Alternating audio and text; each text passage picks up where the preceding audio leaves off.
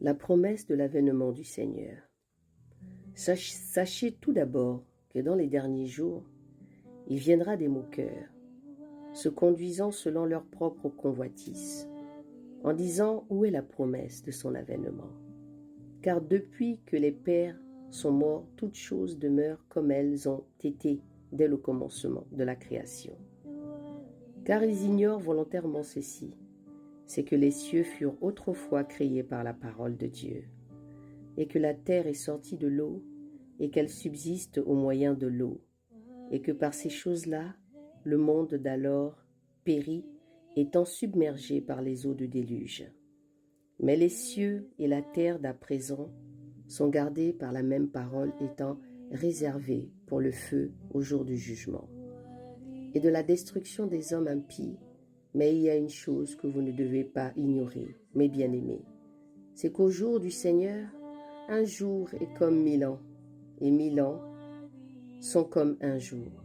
Le Seigneur ne retarde pas l'exécution de sa promesse, comme quelques-uns croient qu'il y ait du retard, mais il est patient envers nous, ne voulant qu'aucun ne périsse, mais que tous arrivent à la repentance. Or, le jour du Seigneur viendra comme un voleur dans la nuit, et en ce jour-là, les cieux passeront avec le bruit d'une effroyable tempête, et les éléments seront dissous par l'ardeur du feu. Et la terre, avec toutes les œuvres qu'elle renferme, sera brûlée entièrement. Puisque toutes ces choses doivent se dissoudre, quelles ne doivent pas être la santé de votre conduite et votre piété. En attendant l'avènement du jour de Dieu, par là que les cieux étant enflammés seront dissous, et les éléments se fondront par l'ardeur du feu. Mais nous entendons cela, sa promesse de nouveaux cieux et une nouvelle terre, où la justice habitera. Pierre témoigne de Paul. C'est pourquoi, mes bien-aimés, en entendant ces choses, appliquez-vous à être trouvés par lui sans tache et sans reproche dans la paix. Et considérez la patience du Seigneur comme une preuve qu'il veut votre salut.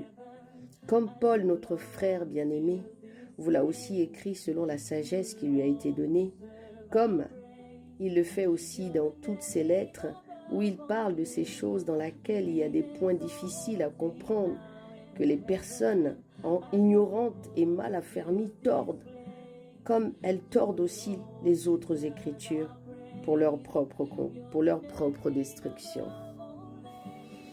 Merci Seigneur encore pour cette parole.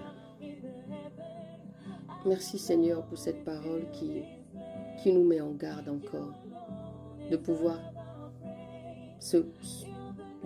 Seigneur, marcher avec toi dans la vérité. Cette parole est remplie de peur et de crainte.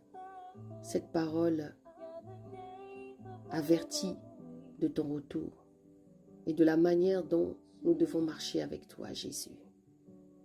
Père éternel, donne-moi encore la force de pouvoir marcher comme toi tu veux.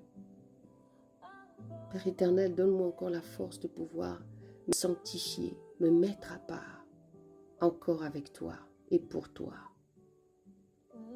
Pour continuer, Père éternel, à cultiver cette fidélité, cet amour, mon Dieu, mon roi, et cette marche, Papa, que tu permets tous les jours, car je ne suis pas digne de porter ton nom. Je ne suis pas digne, Seigneur, de porter ton nom tout haut. Je ne suis pas digne, Seigneur, de parler de toi. Mais de par ta grâce, de par ton amour, de par ta fidélité, de par ton choix, parce que je crois que je suis un choix parfait de ta part, de m'avoir donné le flambeau, la responsabilité, Seigneur, de pouvoir porter ton nom, de pouvoir, Père éternel, parler de toi. Oh mon Dieu, je me rappelle encore de cette promesse que tu me fais tous les jours, que si je marche avec toi, en esprit et en vérité, tu seras toujours à mes côtés. Je veux que tu sois à mes côtés et je ne voudrais pas te laisser. Je veux te tenir, Seigneur, tant que je peux. Parce que je suis consciente du ciel, je suis consciente de ton avènement, je suis consciente de ton retour, je suis consciente que tu es réel, que toute la gloire, l'honneur t'appartiennent, Seigneur. Merci pour ta belle présence. Merci Seigneur encore de toucher mon cœur encore et encore dans les jointures de ta parole. Alléluia. Béni soit le nom de Jésus.